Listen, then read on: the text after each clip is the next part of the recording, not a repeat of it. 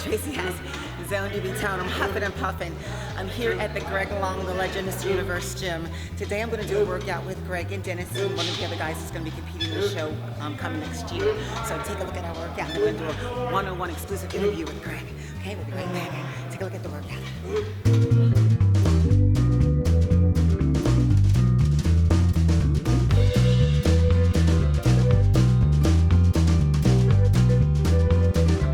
She's a national champion, placed in her class and the nationals, so she's no fly by night. This woman knows what to do, knows how to train real hard, and she knows where to come when she wants to get a good workout, and we're proud of her. We're always proud of her, and she works very hard, and it's lots of fun.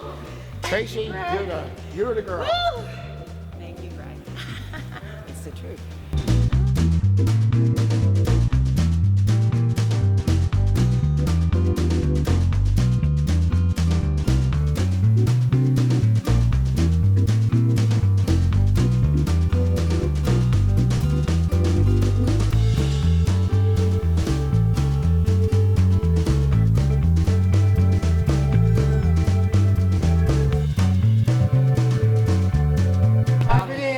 Driving. Nine. Come on, girl. Come on, girl. You know where it's you. Come on, Tracy. Come on, Tracy. Come on. Good. Feet up. Oh my God. Take your arms out. Holy crap. Good job. This is something Nice. You guys have no idea. You do your You have I no can idea. fly now. Oh my goodness. Good job, I Tracy. can She's fly very Gotta good. come to Greg Long. She's the girl. Oh yeah. Yeah. We got a leg up on her. You I know what I mean, experienced Michael? this It's not myself. fair. It's not fair. I know it's not fair. It's not The poor fair, girl. but I love it. The poor girl. It's inspiring.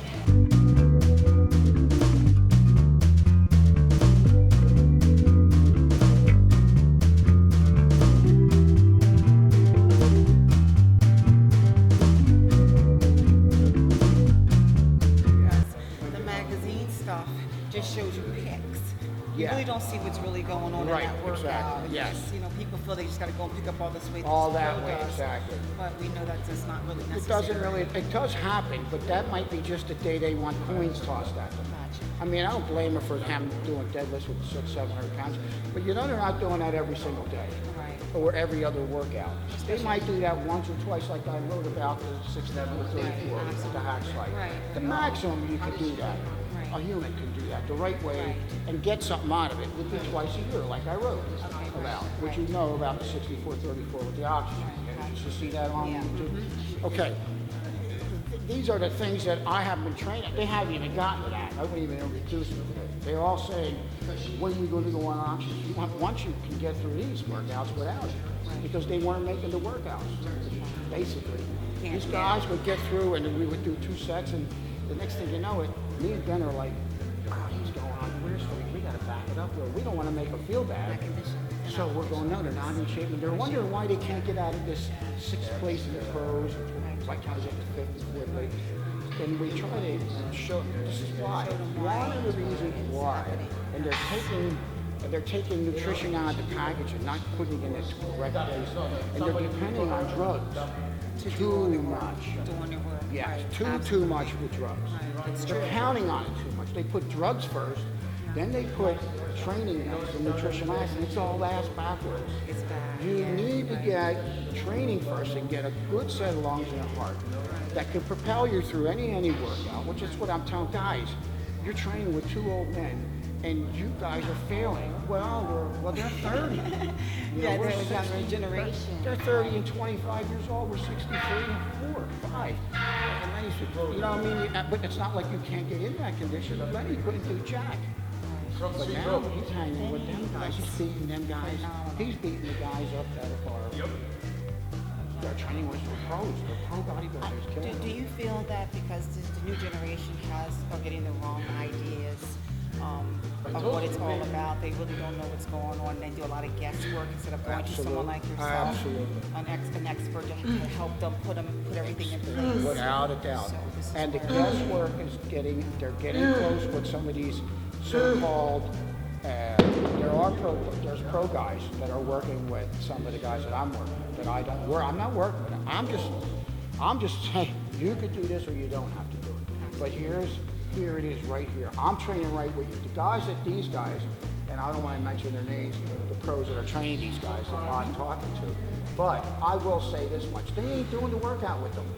So what do they prove? They're just saying something to them, and I used to, and did you take that, whatever he's telling them, to the limits like we did? We found out how many of these and how fast you can do and all different variations of it. What does it do to you? Like I found out about, you can't get big, I don't care how much weight you use on these, them, and them, but if you don't do them 7 things, you ain't getting big. It ain't happening. They're missing those components. They're missing a lot of those little ideas, and they're not doing it with them, so they stop learning when they stop being a pro. Absolutely. They're out of shape. Yeah. And they're just saying, okay, lift your leg up higher, and do some more. And then I'm going, wow, get over there and put your hands on that bar like we're giving you those assists. Right. Because if you don't do that, the guy's going to just be stagnant. He's only going to do what he's able to do. Right. Once you get to the point where you can't do no more, that is called, they're calling that failure. But it isn't failure. It's not muscle failure. It's mind failure. Because it's like trying to drown yourself. You know, you can't drown yourself because as soon as you start going under, your body takes over. Your mind takes over and goes, I want air. Now I'm going against the rules of the ring. It comes in and jumps in and saves you from drowning. So when you're starting to do something to the point that you can't go anymore, your brain is saying, I ain't going for this, and it shuts down. But if you got somebody there going, you ain't stopping, and you give a little assistance, all of a sudden, you're gone 2, 3 more reps where your muscle fibers never work. So you're feeling this burning pump and this beat up cardio feeling is because those muscles now are taxing your heart like it would, like running would. So now you're pulling in brand new fiber. This fiber that's been sitting there going is waking up. Now you keep doing that, you know, over and over, you start to make muscle. You can't not make muscle. It's impossible not to make muscle doing this. But you have to know when to bring the intensity in, what intensity you can handle. That's why we warmed up so much. Right. I was trying to find out where we at.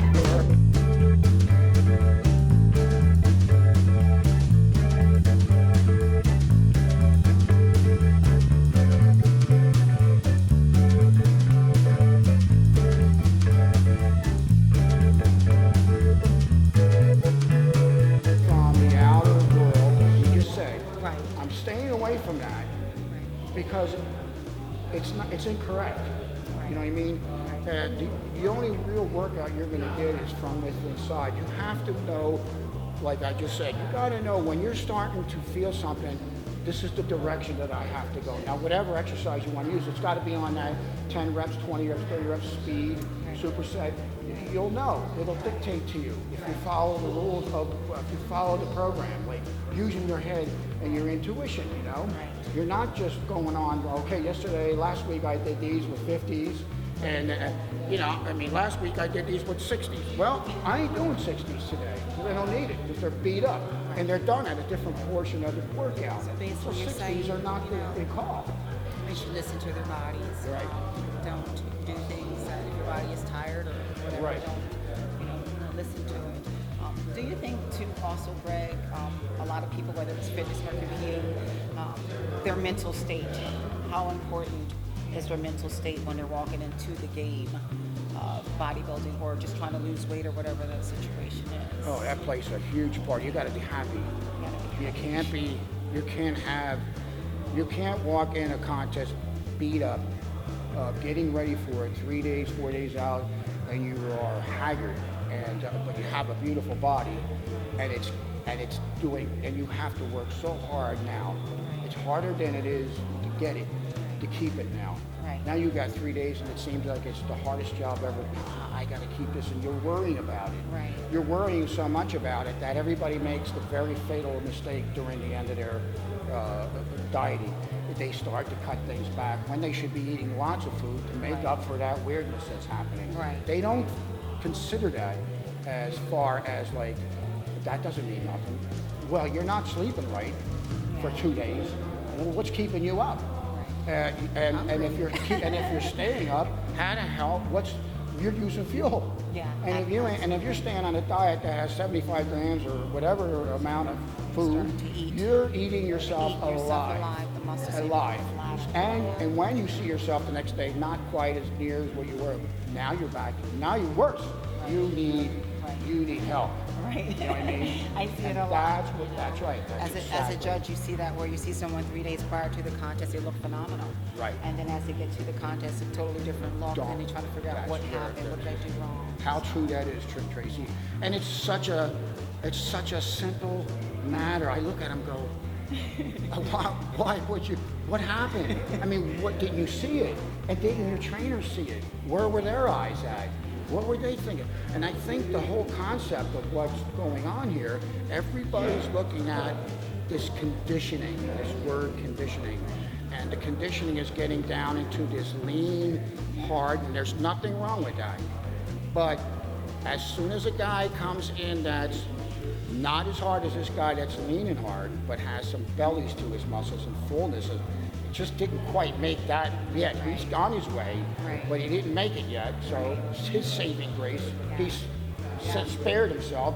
He gets the nod because this guy just doesn't. There's a difference.